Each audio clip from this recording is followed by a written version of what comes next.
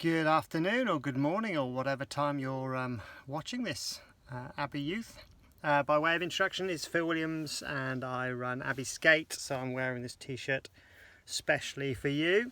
Been involved with Abbey Skate since year one, so it's been quite a journey, and it's been great connecting with many of you through that journey as well. So Andrew's just asked me just to share a few things. So just, where am I first of all? This is my van. This is my camper van. So you can see here, it's a bit messy. It's my place that I go most mornings just to chill, just to pray, just to think about the day ahead because I can't get to the beach, which is a real shame. But anyway, at least it's my place of solitude. So I'm just going to share a little bit about it. I mean, first of all, I just hope and pray that you guys are doing okay. I think we all are in different spaces with regards to the lockdown. Some of you are getting on okay, others of you will struggle a bit. For me personally, it's most of the time I'm pretty good, but every now and again you get a wobble, which is fine. Wobbles are fine. So if you're having a wobble, no problems, but just who can you turn to in that wobble? Obviously God's the quick question, but who is the more practical one? Face to face, or should I say Zoom to Zoom, Skype to Skype, FaceTime to FaceTime type person that you can rely on. So I'm going to have a coffee, so have a seat, and I'm just going to share something. I'm just going to put you down a bit. Hopefully you can still see me. Is that still okay? Good job. Okay, I'm just going to share a little bit about something. It's I'm going to read from Matthew 26:36. It's from the Skater's Bible. Don't know whether you've seen that. If not, you can get a hold of from me. And I just want to share a little bit about when Jesus was praying and the importance of three words. And those important words are wait, watch, and pray. Wait, watch, and pray. And in today's circumstances, I think wait, watch, and pray is a pretty good summary. So I'm just going to read it now. Jesus went with his disciples to a place called Gethsemane. When they got there, he told them, "Sit here while I go over there and pray." Jesus took along Peter and his two brothers, James and John. He was very sad and troubled, and he said to them, "I'm so sad that I feel as I'm dying. Stay here and keep awake for me." Jesus walked on a little. Then he knelt with his face to the ground and prayed, "My Father, if it is possible, don't make me suffer by having me drink from this cup, but do what you want and not what I want." He came back and found his disciples sleeping. So he said to Peter, "Can't any of you stay awake with me for just 1 hour? Stay awake and pray that you won't be tested. You want to do what is right, but you are weak." Again, Jesus went to pray and said, "My Father, if there is no other way I must suffer, I will still do what you want me."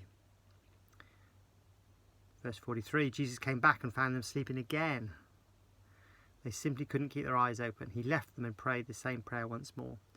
Finally, Jesus returned to his disciples and said, "Are you still sleeping and resting? The time has come for the Son of Man to be handed over to the sinners. Get up, let's go. The one who will betray me is already here." So that was Jesus knowing that the following day he was going to be taken away, arrested, and ultimately crucified. So it was a pretty gnarly time for him. So it was just, even though he was the Son of God, like you and I, he still got nervous. He was still frightened about what was going on, but he did have that internal faith that God was in control of his life. So what does wait, watch, and pray mean for you? Well, you might be really, really busy, or actually you might have far more time on your hands than you'd ever had before. And if you are in that sort of latter category, so much more time, what is God calling you to do in this time of quiet, maybe even boredom for you? I don't know how you're getting on. And I just really consider just praying to God on a daily basis, "Lord, what do you want to show me today? What do you want to teach me? Is there anybody you want me to encourage?"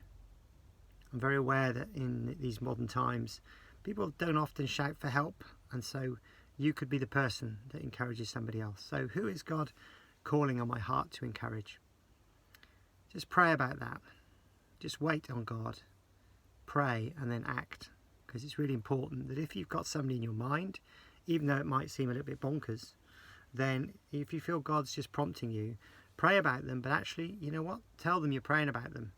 the worst they're going to do is think you're completely nuts. But actually, you know what? It may well be that God has got a real word for them through you. So I would just really encourage you, if you've got lots of time on your hand, take every morning, wait, watch and pray.